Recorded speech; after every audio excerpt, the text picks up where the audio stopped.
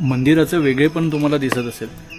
मंदिर एक आहे, सभामंडप दोन आहेत, वरती घुमट दोन आहेत. याचं कारण म्हणजे शैव आणि वैष्णव अशी दोन पंथ आहेत. शैव पंथ जो आहे जो श्री शंकरांना मानतो आणि वैष्णव पंथ आहे जो श्रीकृष्णांना मानतो. आता कसं होतं की वरच्या स्तरावर बसलेल्या लोकांची भांडणं एकमेकांसोबत नसतातच, पण त्यांच्या खाली जी मंडळी असतात ते एकमेकांना भांडत असतात. पण मग या ठिकाणी हा प्रयोग पहिल्यांदा केला गेला. ह्या दोन्ही पंथांमध्ये जे सुधार मतवादी होते किंवा समन्वय साधणारी जी मंडळी होती त्यांनी ठरवलं की बस झाला हा वाद, एकमेकांची डोकी पूर्ण बस झालं. आपण एक काम करूया, आपण एक असं मंदिर बांधूया ज्या ठिकाणी एका बाजूला श्री शंकर असतील आणि एका बाजूला श्री विष्णू असतील.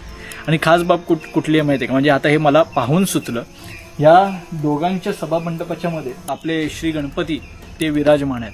म्हणजे एका बाजूला भाचा आणि एका बाजूला मुलगा अशा दोन्ही भूमिका, आणि त्याच्यामध्ये म्हणजे हे समन्वयवादी किंवा हे सुधारमतवादी जे असतील, हे मला वाटतं हे गणरायाचे गण असतील की त्यांनी हा समेट घडवून आणलेला असेल.